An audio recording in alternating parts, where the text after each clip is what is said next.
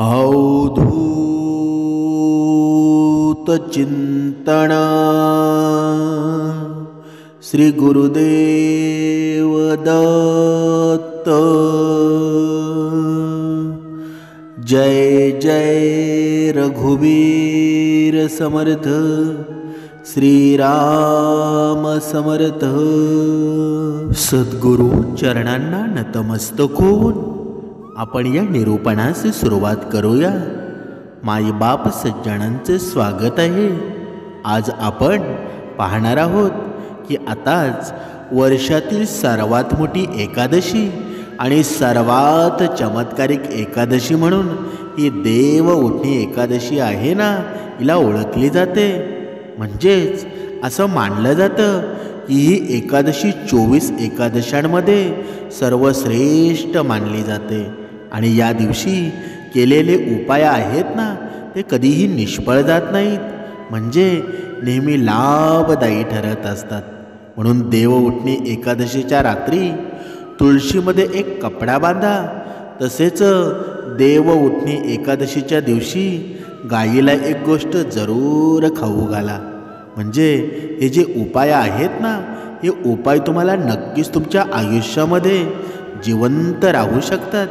म्हणजेच की जे भक्त शुद्ध हृदयाने देव उठणी एकादशीच्या दिवशी हे जे उपाय करतात ना, त्यांचं जीवन सुख समृद्धीने नाहून जातं आणि प्रत्येकाची मनोकामना पूर्ण होते। पण जे कर्मामध्ये आहेत ना, त्यांच्या बाबतीतचे घडेला, कारण समर्थांनी सांगितलंच आहे ना, अगोदर कर्म। जर तुम्ही अगोदर कर्माने राहायला शिकलात ना, तर येणाऱ्या काळामध्ये तुमच्या जीवनामध्ये भरपूर तुम्हाला लाभ मिळणार आहेत।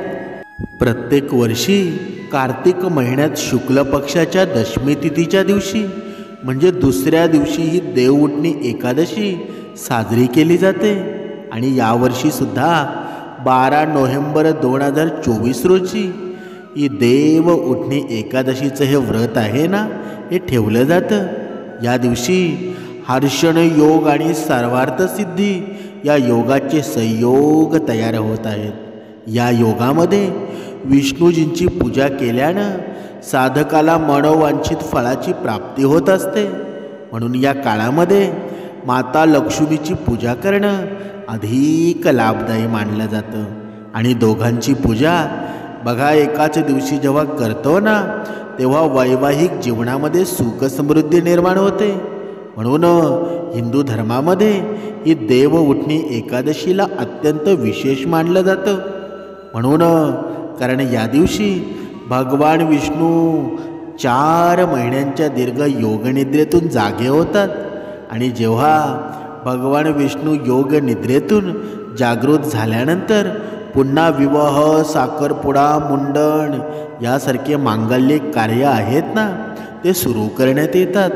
म्हणून याला देवोत्सव म्हणजे देव प्रबोधिनी एकादशी असं सुद्धा म्हणतात। या दिवशी विष्णूजींची पूजा संपूर्ण विधीनं करावी, ज्यामुळे ते प्रसन्न सुद्धा होतात ना। आता अशा परिस्थितीमध्ये ही देव उठणी एकादशीच्या पूजाविधीबद्दल जाणून घेऊया। म्हणजे ही देव उठणी एकादशी 2024 कार्तिक महिन्यात शुक्ल पक्षाच्या एकादशी तिथीला सुरुवात 11 नोव्हेंबर रोजी सायंकाळी 6:34 होईल। ही तिथी पुढील दिवशी 12 नोव्हेंबर रोजी दुपारनंतर 4:30 वाजता समाप्त होणार आहे। म्हणून ही देवोत्सवी एकादशीचे नियम काय आहेत आता ते पाहूया।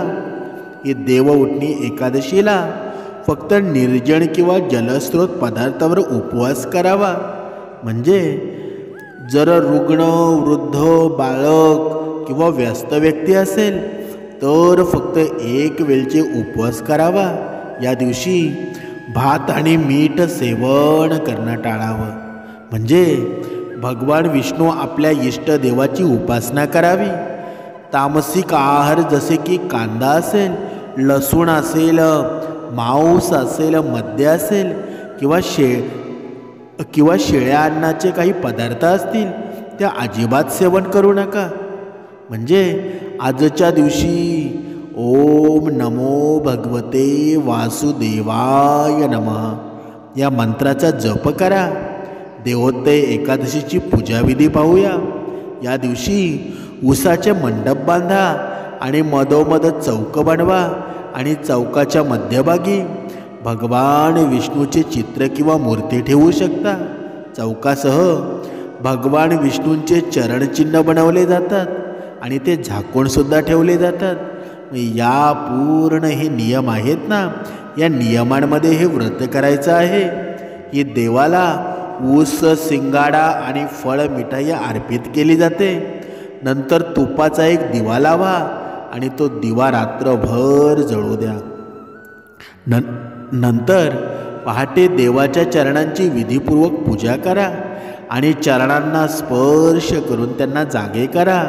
कीर्तन करा, व्रत करा आणि या व्रत उपवासाची आता आपण ती विधीपूर्वक माहिती पाहूया। यानंतर सर्व मंगल कार्य विधीपूर्वक सुरू केले जाऊ शकतात। असं म्हणतात की देवाच्या चरणांचा स्पर्श करून जी मनोकामना मागतात ना, ती पूर्ण होऊन जाते। म्हणून देव उठणीनंतर तुळशी विवाह होतो आणि भगवान विष्णू योग निद्रेतून जागे झाल्यानंतर त्यांच्या शाळीग्राम स्वरूपाचा तुळशीची विवाह घडवला जातो आणि भगवान विष्णू यांना तुळशी अत्यंत प्रिय आहे।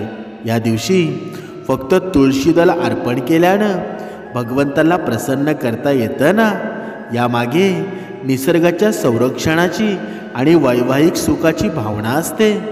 जे लोक हे पूर्ण करत असतात ना, त्यांना वैवाहिक जीवनामध्ये सुख प्राप्त होतं। हा एकादशीचा उपवास करणाऱ्यांनी दशमीच्या दिवशी मांस, लसूण, कांदा, मसूर डाळ इत्यादी निषिद्ध वस्तूंचा सेवन करू नये। एकादशीच्या दिवशी सकाळी लाकडाचे दातून करू नका। या दिवशी वृक्षाचं पान तोडणं वर्जित आहे। त्यामुळं स्वतः गळलेले पान घेऊन सेवन करा। लिंबू, जांभूळ किंवा आंब्याची पाने घेऊन चावून घ्या आणि बोटांनी गळा स्वच्छ करा। हे शक्य नसल्यास पाण्यानं 12 वेळा गुळण्या करा। एकादशीच्या दिवशी व्रतधरी व्यक्तीनं गाजर, शलगम, कोबी, पालक इत्यादींचं सेवन करू नये। एकादशीला श्री विष्णूंच्या पूजेत गोड पान चढवलं जातं, परंतु या दिवशी खाणंही वर्जित आहे। म्हणजे हे पान खाणंही वर्जित आहे। फळांमध्ये केळ, आंबा, द्राक्ष, बदाम, पिस्ता इत्यादी अमृत फळांचं सेवन करा। सुके मेवे जसे बदाम असतील, पिस्ता इत्यादींचं सेवन करू शकता। एकादशीच्या तिथीला ज्वारी, वांगी, शेवग्याची शेंगा खाऊ नये।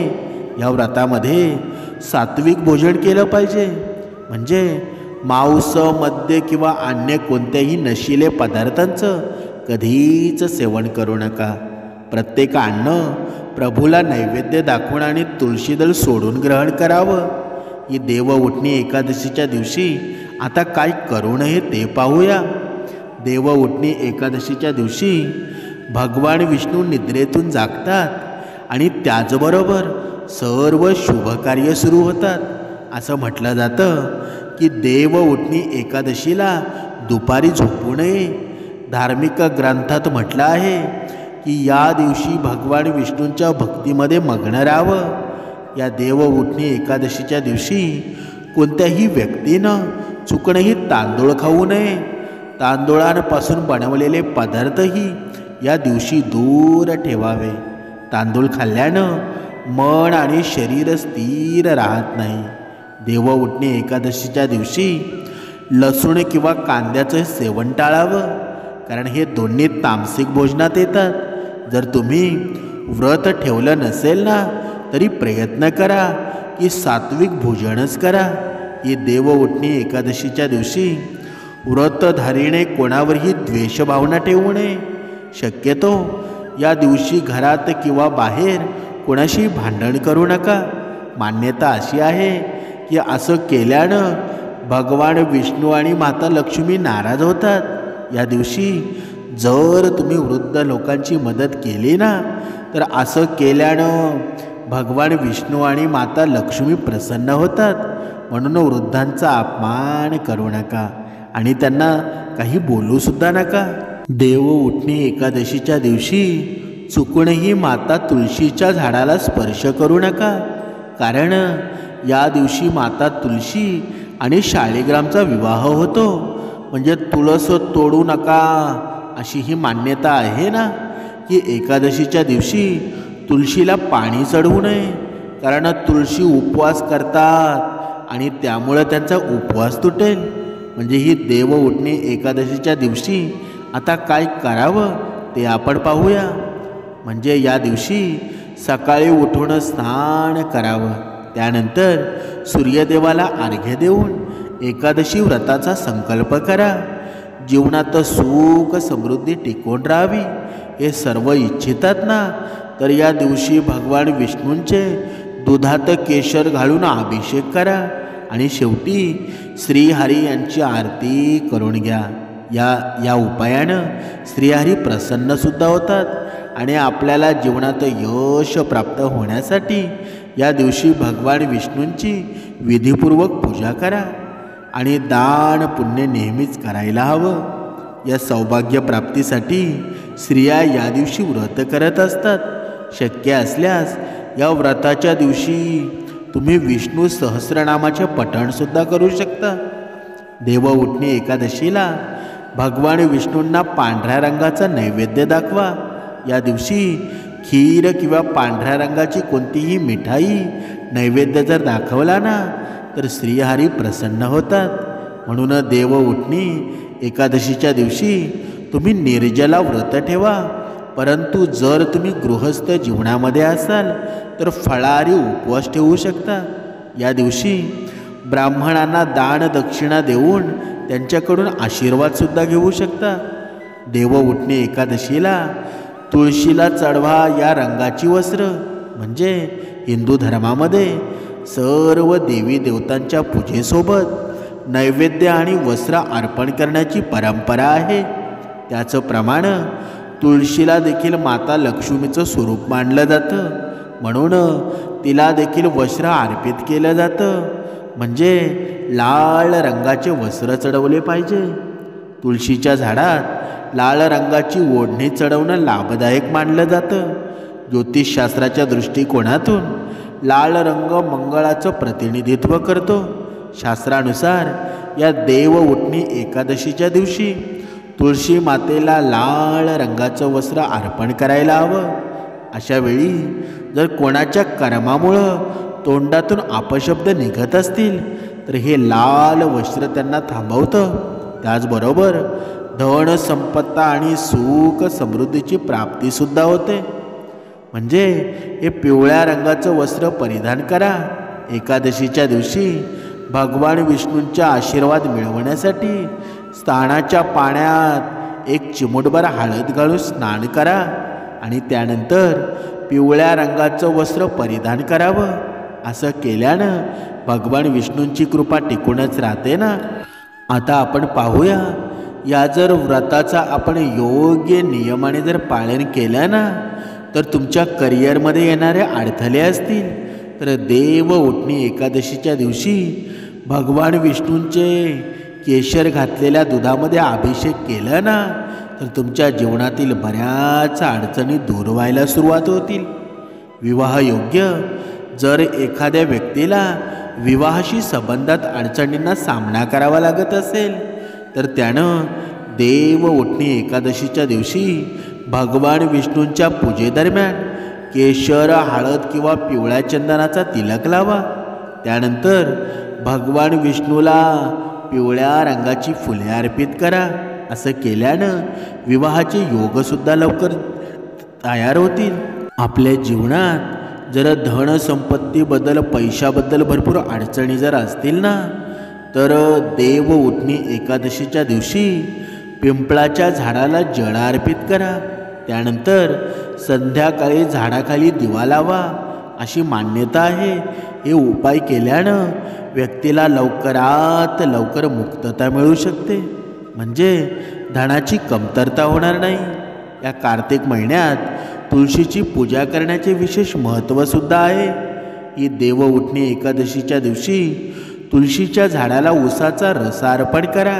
त्यानंतर देसी तुपाचा दिवा लावून तुळशी मातेची आरती करा. अशी मान्यता आहे की असं केल्यानं व्यक्तीला कधीही धनाची कमतरता होत नाही आणि जीवनातील सर्व कष्ट दूर होतात.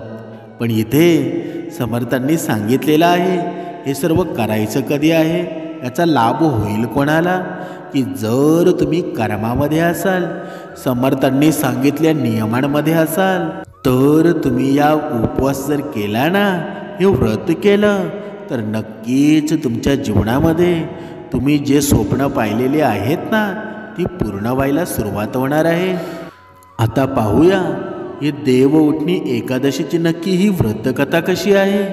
एकदा एक राजा होता आणि त्याच्या राज्यात सर्व लोक एकादशीचे व्रत करत असत. एकादशीच्या दिवशी प्राण्यांसह कोणालाही भोजन दिलं जात नव्हतं. एक दिवस दुसऱ्या राज्यातून एक माणूस राजाकडे येऊन नोकरीवर घेण्याची विनंती करू लागला. राजाने त्याला नोकरीवर घेण्याची संमती देण्यापूर्वी एक अट ठेवली की त्याला एकादशीच्या दिवशी सोडून प्रत्येक दिवशी भोजन दिलं जाईल. त्यावेळी त्या माणसानं राजाची अट मान्य केली. पण एकादशीच्या दिवशी त्याला फळे दिली गेली तेव्हा त्यानं फळे घेण्यास नकार दिला आणि राजाकडे जाऊन विनंती केली की ही फळे त्याच्यासाठी पुरेशी नाहीत आणि तो उपाशी मरून जाईल. त्याने राजाकडे जेवण देण्याची विनंती केली. राजानं त्याला आठवण करून दिली, तरीही तो माणूस जेवण सोडण्यास तयार नव्हता. त्यामुळं राजानं त्याला पीठ, डाळ, तांदूळ इत्यादी देऊन टाकलं आणि राजाकडून भोजन प्राप्त केल्यानंतर त्या माणसानं सामान्यपणे नदीत स्नान करून भोजन तयार करायला सुरुवात केली. भोजन तयार झाल्यानंतर तो भगवंताला जेवण्यासाठी बोलवू लागला. त्याच्या हाकेला भगवान पितांबर धारण करून चतुर्भुज रूपामध्ये आले आणि त्याच्यासोबत प्रेमाने भोजन करू लागले. भोजन केल्यानंतर ईश्वर तिथेच राहिले आणि तो माणूस त्याच्या कामावर गेला. 15 दिवसानंतर पुन्हा एकादशी आली. तेव्हा त्या माणसानं राजाकडं दुप्पट प्रमाणामध्ये भोजन देण्याची विनंती केली. कारण विचारल्यावर त्याने राजाला उत्तर दिलं की तो त्या एकादशीच्या दिवशी उपाशी राहिला आणि कारण ईश्वराने त्याच्यासोबत भोजन केलं होतं आणि तुम्ही दिलेलं भोजन 2 लोकांसाठी पुरेसं नव्हतं. हे ऐकून राजा आश्चर्यचकित झाला. राजा त्याच्यावर विश्वास ठेवण्यास तयार नव्हता की भगवान त्या माणसासोबत भोजन करतात म्हणून. राजा म्हणाला की तो एकादशीचं व्रत करतो, देवाची पूजा करतो, पण भगवान देव कधीही त्याच्यासमोर प्रकट झाले नाही.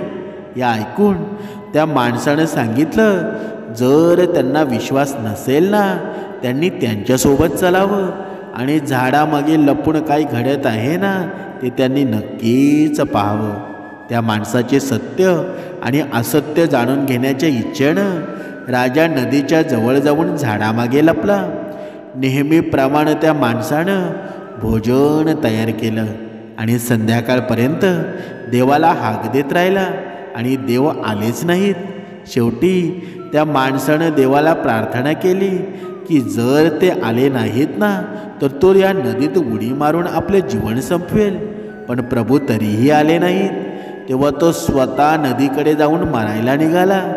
त्याचं जीवन संपवण्याच्या त्या दृढ इच्छाशक्तीमुळं ईश्वर लगेच प्रकट झाले आणि त्याला तसं करण्यापासून थांबवलं आणि नंतर दोघांनी एकत्र भोजनाचा आनंदसुद्धा घेतला. भोजन केल्यानंतर भगवंत त्याला त्यांच्या विमानातून त्यांच्या धामामध्ये घेऊन गेले. ते पाहून राजाला जाणीव झाली की जोपर्यंत मन शुद्ध होत नाही ना, तोपर्यंत उपवासाचा काही फायदा नाही. यापासून राजाला शिक मिळाली आणि त्यानं सुद्धा शुद्ध मनानं व्रत करणं सुरू केलं आणि शेवटी स्वर्ग प्राप्त झाला. म्हणजेच इथे समर्थांनी सांगितलेलं आहे ना, जर तुम्ही व्रत करत असाल एकादशीचा उपवास करत असाल आणि तुमचं मन जर पवित्र नसेल ना, तुमचे कर्म वाईट असतील, तर त्याचं फळ तुम्हाला कधीच मिळणार नाही. मग जो व्रत न करणारा परवडला, तो व्रत करत नाही पण कुणाकडून अपेक्षासुद्धा करत नाही. मग आपण भक्तिमार्ग करून काही फायदा आहे का? आता आपण पुढील एक दुसरी कथा पाहूया. एका राज्यामध्ये सर्व लोक आनंदाने राहायचे. त्याच्या राज्यात कोणतंही धान्य किंवा खाद्यपदार्थ न विकता फक्त फळे विकली जात असत. एकदा देवानं त्याची परीक्षा घेण्याचा निर्णय घेतला आणि प्रभू स्वतः एक सुंदर कन्येचं रूप धारण करून मार्गात बसले. त्याचवेळी राजा तिथून जात असताना त्या कन्येला पाहून पूर्ण आश्चर्याने तिच्याजवळ जाऊन विचारलं, तू कोण आहेस? तू इथे का बसली आहेस? तेव्हा त्या सुंदर महिलेनं सांगितलं, मी बेसहारा आहे आणि या शहरात माझ्या ओळखीचा कोणीच नाही, त्यामुळं मी कोणाकडे मदतसुद्धा मागू शकत नाही. राजा तिच्या रूपावर आकर्षित होऊन म्हणाला, तू माझ्या महलामध्ये माझी राणी बनून का राहत नाहीस बरं? तेव्हा त्या सुंदर महिलेने सांगितलं, मी तेव्हा तुमचं म्हणणं मान्य करील जेव्हा तुम्ही तुमच्या सर्व जबाबदाऱ्या मला सोपवाल. तसंच माझ्याकडे तुमच्या राज्याचे सर्व अधिकार असतील. मी जेवण बनवेल ते तुम्हाला खावं लागेल. राजा अत्याधिक आसक्त झाल्यामुळं तिच्या सर्व गोष्टींवर सहमत झाला आणि दुसऱ्या दिवशी एकादशी होती. राणीनं बाजारात जेवण विकण्याचा आदेश दिला. तसेच मासे मटण शिजवून राजाला खाण्यास सांगितलं. तेव्हा राजा हे पाहून म्हणाला की आज एकादशीला तो फक्त फळे खातो. त्या क्षणी राणीनं त्याला वचनाची आठवण करून दिली आणि म्हणाली, तुम्ही हे जेवण खा, नाहीतर मी तुमच्या मोठ्या मुलाचं शीर कापून टाकेल. या विषयावर राजाने या समस्येचा उलगडा करण्यासाठी दुसऱ्या राणीशी चर्चा करून निर्णय घेतला. तेव्हा महाराणी म्हणाली, प्रिय राजन, तुम्ही उदास होऊ नका, तुमचा सदाचार आणि नैतिकता सोडू नका. असं म्हणून राणीनं आपल्या मुलाचं बलिदान देण्याचा सल्ला दिला. त्यावेळी मुलानं वळवून आपल्या आईच्या डोळ्यामध्ये अश्रूचं कारण विचारलं. हे सर्व जाणून घेऊन त्याने आपलं शिर बलिदान देण्यासाठी सहमती दिली आणि सांगितलं की आपली नैतिकता आणि सदाचाराचा सन्मान आणि संरक्षण करणं आवश्यक आहे. तेव्हा राजा सहमत झाल्यानंतर भगवान विष्णू प्रकट झाले आणि म्हणाले, मी तुमच्या मूल्यातून प्रभावित आहे, तुम्ही माझ्याकडून कोणतेही आशीर्वाद मागू शकता. तेव्हा राजा म्हणाला, तुमच्या कृपेनं आमच्याकडे सर्व काही आहे, आम्ही सर्व तुमच्या मार्गदर्शनाची इच्छा करतो. हे सांगून राजा आपल्या पुत्राला सोपवतो आणि तेव्हा त्याचा पुत्र दिव्यलोकाकडे निघून जातो. समर्थांनी सांगितलेलं आहे, या सर्व कथांचं तात्पर्य काय आहे? तुम्ही एकादशी करा किंवा करू नका, पण तुम्ही निर्मळ मनाने केलेलं कोणतेही कार्य असेल ना, ते तुमचं पूर्णत्वात जात असतं. म्हणून कट कारस्थानं करून श्रीमंत होणं, कट कारस्थानं करून दुसऱ्याच्या जीवनामध्ये दुःख निर्माण करणं, तुम्हाला अधोगतीशिवाय तुमच्या हातामध्ये काही मिळेल का? कधीच काही मिळणार नाही. म्हणून जीवनामध्ये जर सुखामध्ये राहायचं असेल ना, समाधानी जीवन जगायचं असेल, तर दुसऱ्याच्या सुखामध्ये सुख मानायला तयार व्हा, दुसऱ्याच्या आनंदामध्ये आनंद मानायला तयार व्हा, तरच तुमच्या जीवनामध्ये सुख निर्माण होईल. कारण या जगामध्ये हे सर्व क्षणिक जग आहे. कधी नासधूस होऊन जाईल ना, तुम्हाला कळणारसुद्धा नाही. म्हणून भगवंत प्रत्येक माणसामध्ये आहे. तोच खरा भगवंत आहे. जो आपल्याला समोर दिसतो ना, प्रत्येक माणूस भगवंताचं स्वरूप आहे. त्याच्यामध्ये भगवंताचं स्वरूप पहा, तुम्हाला तुमच्या जीवनामध्ये काहीच कमी पडणार नाही. जय जय रघुवीर समर्थ.